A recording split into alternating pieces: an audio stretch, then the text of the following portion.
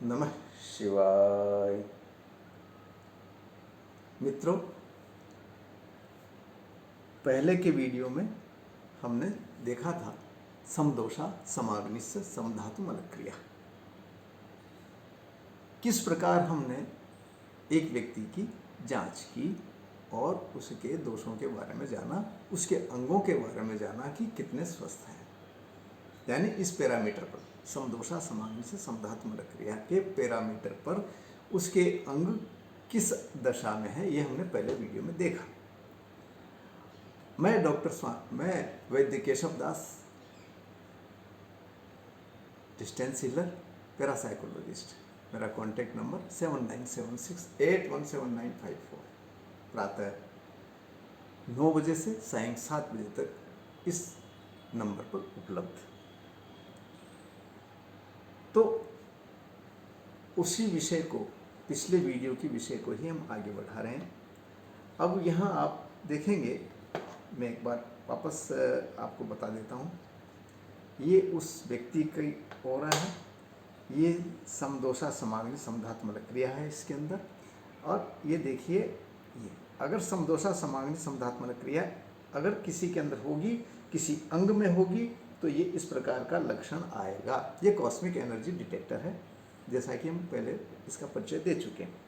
तो किसी भी अंग में, जैसे आँख है तो आँख के अंदर हमें ये लक्षण दिखेगा, किसी व्यक्ति की आँख इस पैरामीटर पर पूरी है। तो अब मैं उस व्यक्ति की जिसकी हमने पहले जांच की थी, उसी को यहाँ स्थापित कर देता हूँ।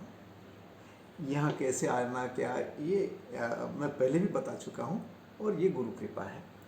तो अभी आप देखिए, ये किसी पुरुष की नहीं है, ये जो ऊर्जा है ये पुरुष की नहीं है, और ये किसी स्त्री की, किसी महिला की ऊर्जा है।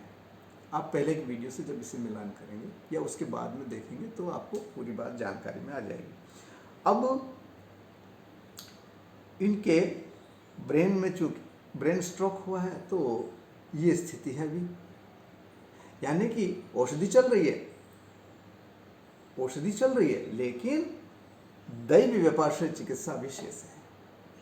अब उससे क्या अंतर पड़ेगा वो आप देखेंगे। इसी प्रकार इनके हार्ट में ब्लॉकेज है, डॉक्टर्स के हिसाब से 95%, और उसके बाद में औषधि देने पर ये लगभग 95 यहाँ से चल करके, और ये मेरा पैरामीटर यहाँ तक आ चुका। तो इनको ब्लॉकेज के लिए दवाइयाँ दी जा रही हैं, आयुर्वेद की दवाइयाँ दी जा रही हैं। और अब मैं यहाँ पर देवता का आह्वान करता हूँ। मैंने ये जानकारी कर ली है कि इनके इस शरीर को स्वस्थ करने वाला देवता कौन है, तो उस देवता को मैं आह्वान कर लेता हूँ।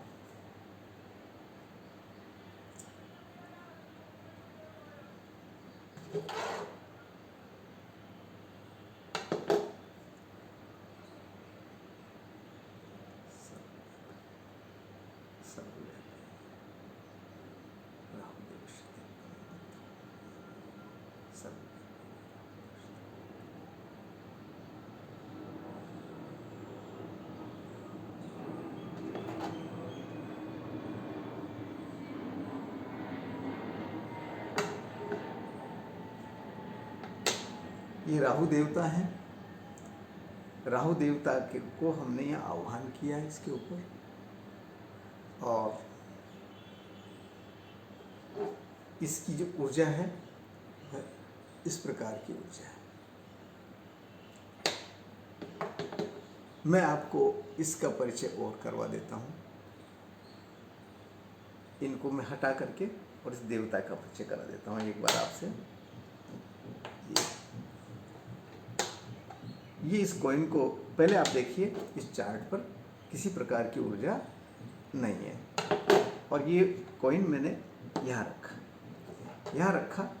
अब मैं चेक करता हूँ, तो देखिए ये ब्रेन के ऊपर इस प्रकार की ऊर्जा है, कान के ऊपर मिलेगी आपको, दांत, आँख, माउथ, नोज, ब्रेन, यहाँ तक ऊर्जा है। और देखिए लीवर के ऊपर कोई ऊर्जा नहीं है, हार्ट के ऊपर कोई ऊर्जा नहीं है, किडनीज पर कोई ऊर्जा नहीं है, पेनक्रियाज पे या कहीं भी ऊर्जा नहीं है, केवल ब्रेन तक इनके ऊपर ऊर्जा है। किसकी ऊर्जा? इस देवता की ऊर्जा। राहु महाराज जो है, सभी जानते हैं कि केवल ये जो जत्रु अपने क्लेविकल बोन्स है, इसके ऊपर का हिस्सा है। और इस कथा से सभी परिचित हैं कि राहु देव के दो हिस्से हैं, राहु और केतु। इसी प्रकार अगर हम केतु का आह्वान करते हैं तो उसमें सिर के ये क्लेविकल से ऊपर का हिस्सा उसमें नहीं आता है। और प्रसंगवश में दिखाई देता हूँ, वीडियो थोड़ा लंबा तो होगा।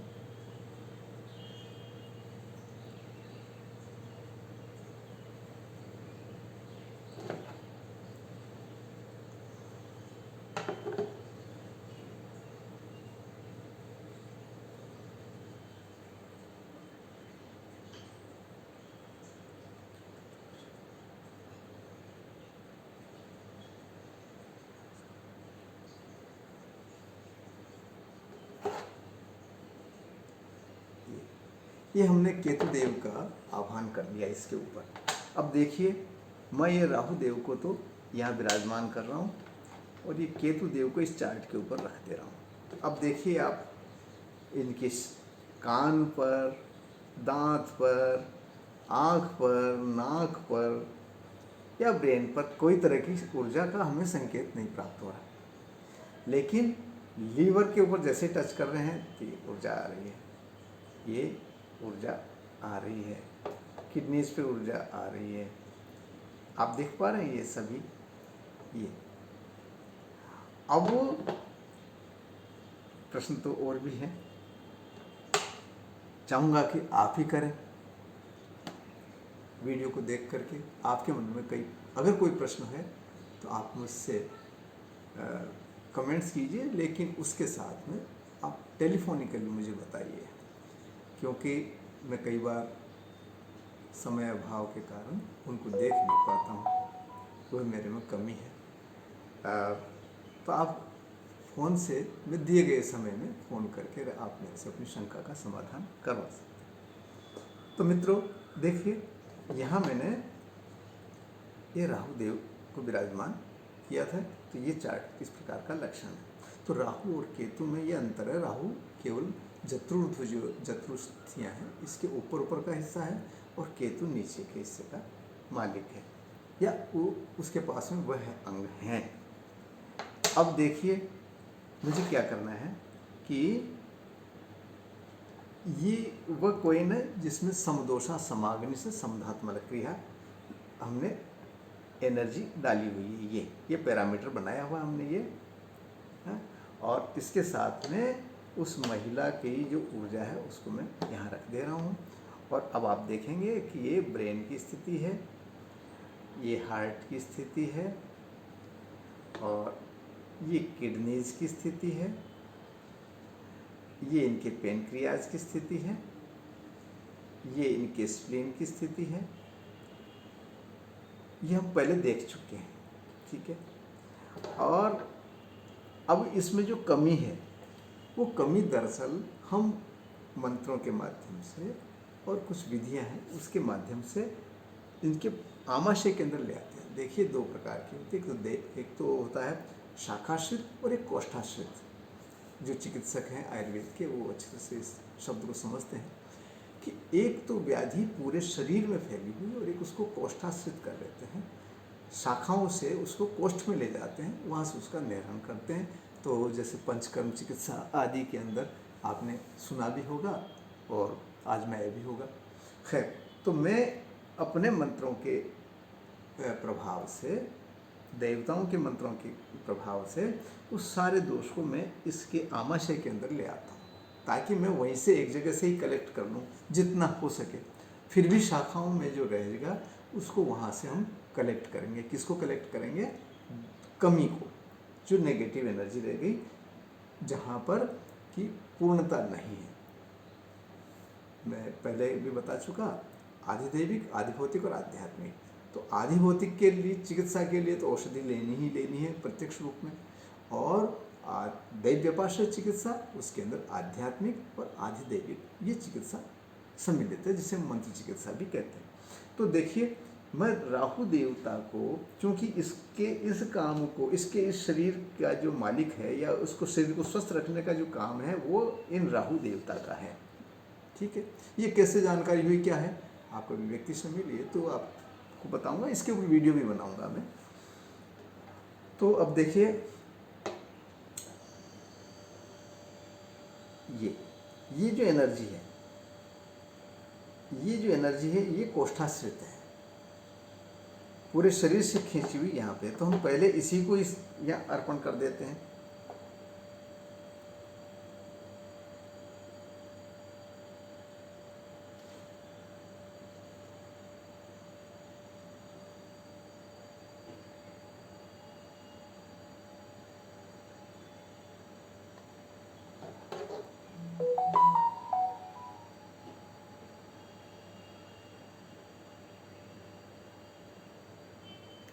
इस कोष्ठ पे, यानी कि स्टमक के ऊपर, आमाशय के ऊपर जो भी कुछ हमारे पैरामीटर के विरुद्ध कोई चीज़ थी, उसको हमने यहाँ इकट्ठा कर लिया और यहाँ से हमने इस देवता को अर्पण कर दिया। कैसे मान लेंगे कि देवता को अर्पण हो गई, ये चीज़ एक्सेप्ट हो गई?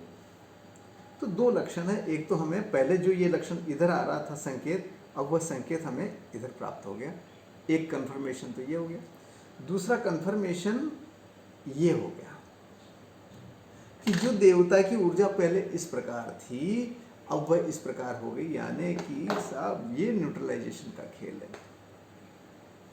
इन्होंने ले तो लिया, अपने पास रख लिया, ठीक है, आपने दे दिया, हम जैसे ही विसर्जन कर देंगे तो ये व्याधि को छोड़ करके वापस इस पे पहुंचा देंगे। तो उसके लिए क्या करना होगा कि हमने जिस प्रकार इनको व्याधि का हिस्सा इनको पहुंचाया, उसको न्यूट्रलाइज करने के लिए इनको प्रार्थना करनी, उतने मंत्रों का बल देना पड़ेगा। और उन मंत्रों के बल देने पर ये जो नेगेटिव एनर्जी है, ये कहना चाहिए जो कमी है, वह दैव्यपाश्य चिकित्सा पूर्ण होगी। ये विधान है। आपको झाड़ा दे दिया, आप गए मंदिर में गए, किसी मांत्रिक के पास गए और उसने आपको झाड़ा दे दिया, आप अच्छा महसूस कर रहे हैं, लेकिन उस ऑर्बिट से, उस दायरे से जैसे ही आप बाहर जाएंगे तो वो नेगेटिव एनर्जी तो आपके साथ साथ सिर के ऊपर चल के आती है। जैसे ही आप उसके प्रभाव से हटेंगे तो आपको वापस हो जाएगी। तो दरअसल एनर्जी को, नेगेटिव एनर्जी को हटाने के बाद उसे नष्ट करना चाहिए। मेरा उन सभी मांत्रिक बंधुओं से आग्रह है कि उसे नष्ट करें, अन्यथा रोगी को लाभ होगा ही नहीं,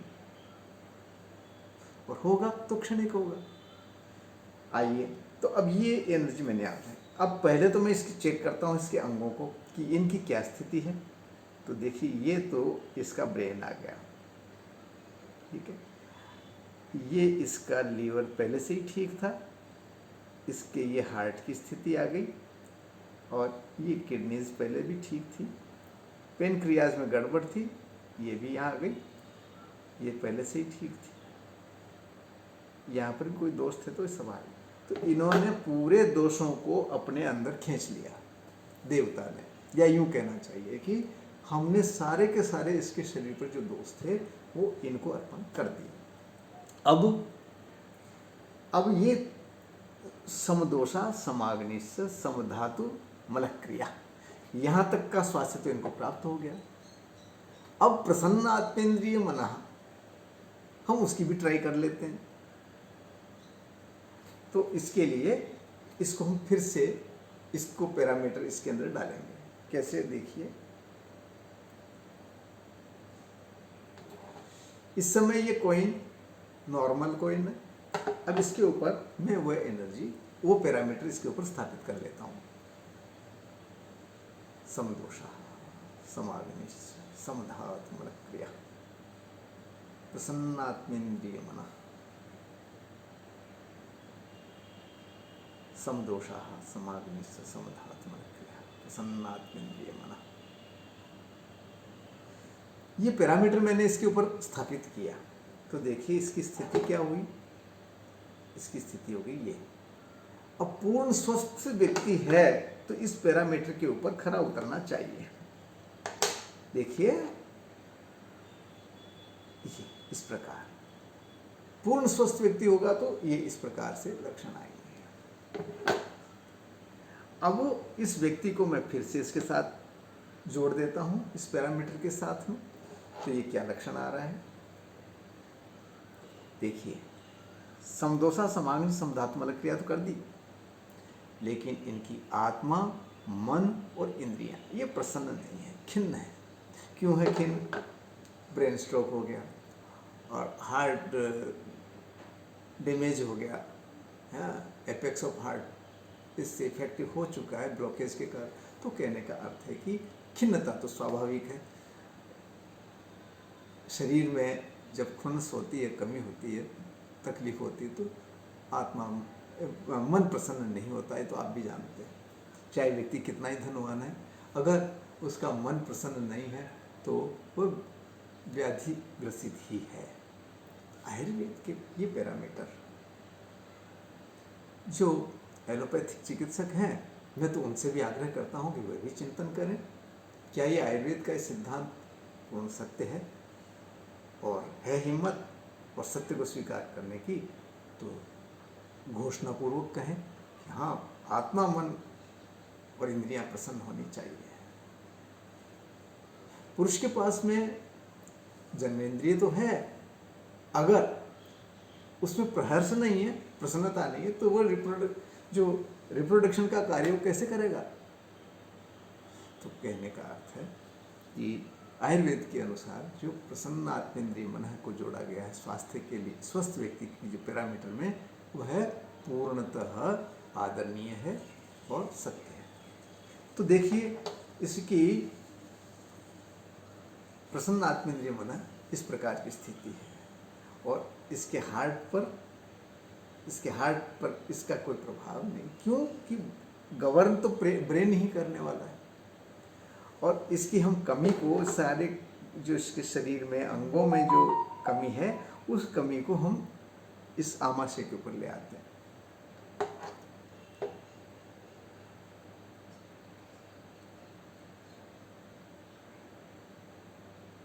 तो ये सारी की सारी जो कमी थी वो हमने इस आमाशय के ऊपर ले ली, इनके शरीर से वहाँ का। अब क्या करते हैं, हम उसी विधि से हम उसी देवता को अर्पण करने का प्रयास करते हैं। क्या वह इसे एक्सेप्ट करता है या नहीं करता?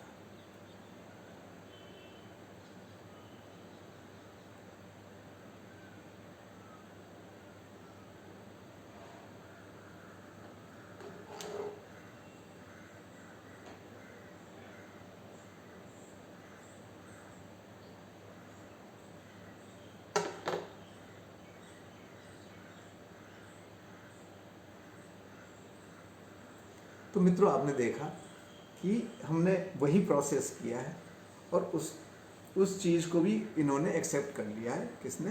राहु देवता ने। अब इनके समदोषा समाग्नि से समधातु मलक्रिया प्रसन्न आत्मेंद्रिय मन, क्या इस पैरामीटर पर इनका शरीर है, वर्तमान अवस्था है? तो अब देखेंगे इनका ब्रेन जो है उसको एक्सेप्ट कर चुका, यानी कि प्रसन्नता स्वीकार कर चुका, प्रसन्न होना है उसको। अब ये प्रसन्न होगा। आगे 1 घंटे, 2 घंटे, 1 दिन के अंदर ये सारे लक्षण उस व्यक्ति, उस बीमार के अंदर आ जाएंगे। औषधि तो खाएगी, खिलाएंगे उनको, लेकिन प्रसन्न रहेगी, प्रसन्न आत्मा होगी। तो मित्रों, ये है दैव्यपाश्रय चिकित्सा। और ये सारा का सारा हमने यहाँ दे दिया। तो अब आप देखेंगे, अब देवता के पास में ये सारी की सारी नेगेटिव एनर्जी इकट्ठी कर ली, हो गई।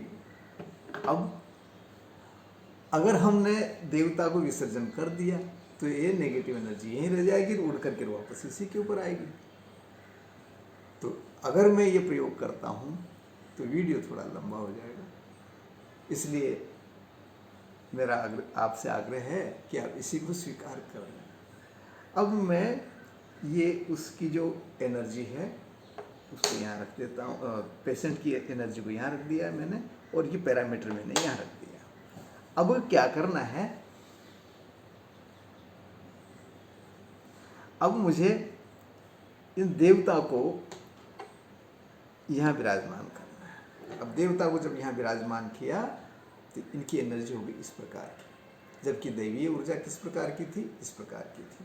तो जितने भी इसमें दोष निकले इस पेशेंट के अंदर, वो इन्होंने अपने अंदर धारण तो कर लिए, यहाँ तो रख लिया, लेकिन उसको न्यूट्रलाइज करने के लिए मंत्रों का बल देना है। तो मैंने पहले से ही ये मंत्र अपने अंदर संकलित किए हुए हैं। वो कैसे किए हैं, वो उसकी क्या प्रक्रिया होती है, किस प्रकार संग्रह होता है, जिस प्रकार आप धन कमा करके बैंक के अंदर डिपॉजिट करते हैं, उसी प्रकार मैं एनर्जी इकट्ठी करके और उसे अपने इस बैंक के अंदर डिपॉजिट रखता हूँ। और समय आने पर केवल मुझे उसके वहाँ चेक लगाना होता है और वो तुरंत ड्रेन हो जाती है और उसको मिल जाती है। तो देखिए, मैं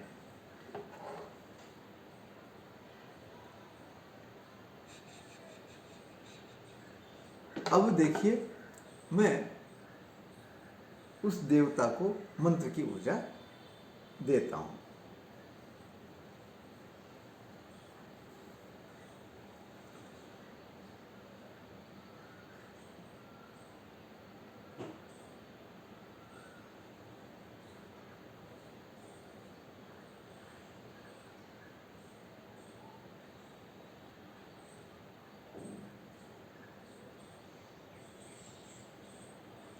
गुह्याति गुह्य गुप्त तम गृहाणास।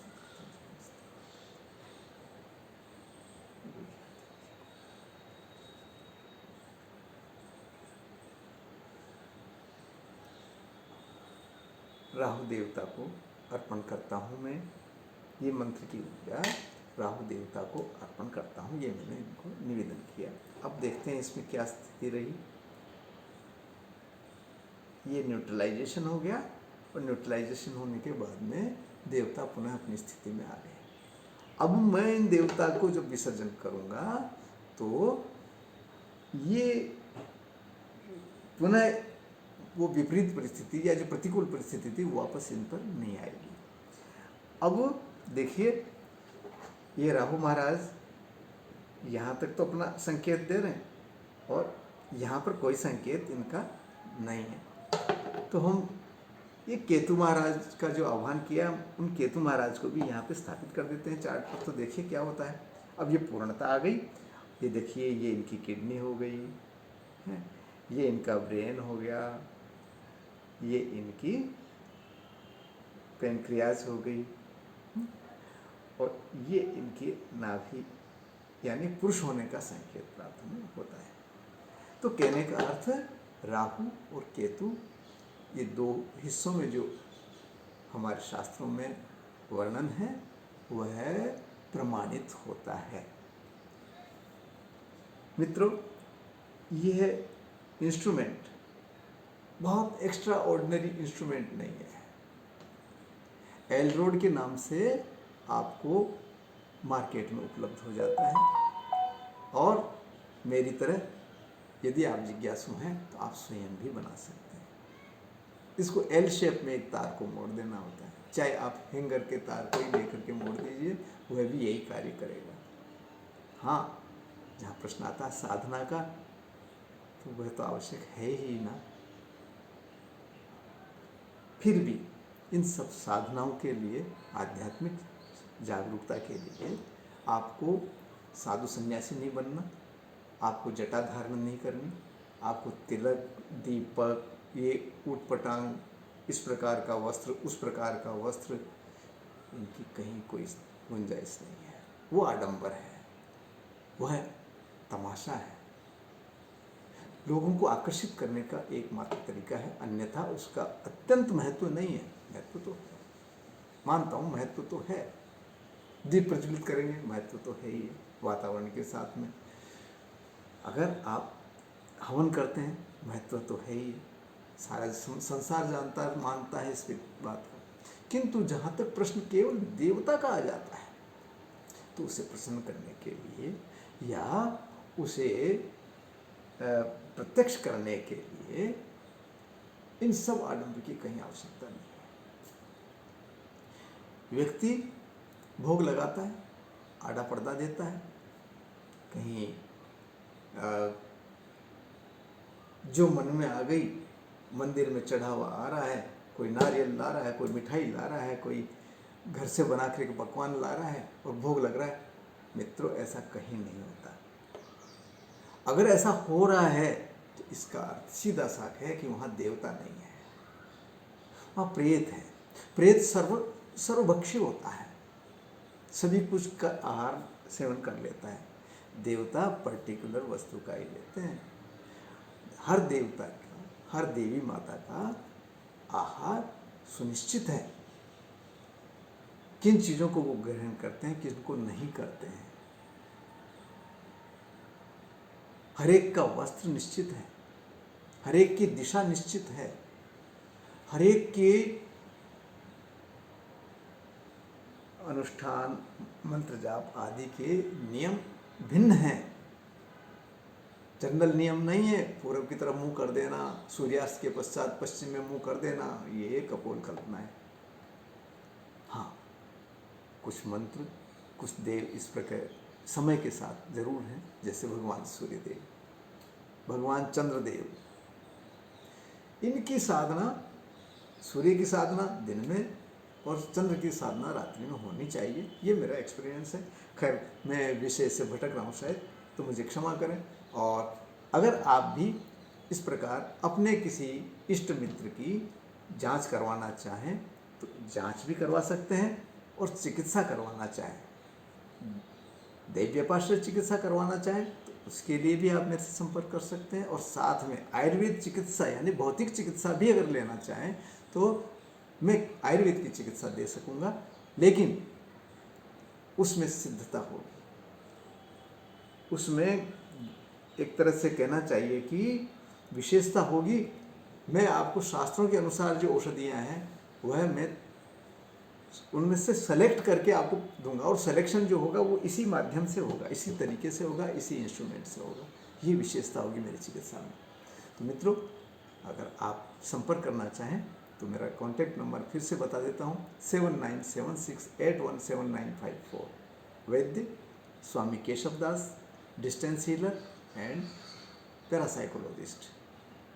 मुझे चिकित्सा करने के लिए कहीं दूर, कहीं किसी के घर जाने की आवश्यकता नहीं। मैं यहाँ से बैठे बैठे भी चिकित्सा देता हूँ, और यही प्रमुखता से मैं कर रहा हूँ। हालांकि कोई व्यक्ति अगर मेरे से व्यक्ति से मिलना चाहे तो मैं उससे मना नहीं करता, लेकिन कार्य आपका इस प्रकार दूर से बैठे, घर बैठे भी होगा।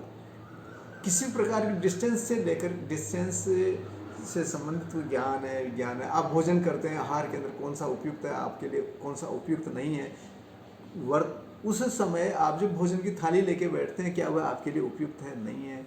इस प्रकार के सभी जो एक पैरासाइकोलॉजिकल जो ऐसे प्रश्न हैं उनको आप मेरे से कर सकते हैं।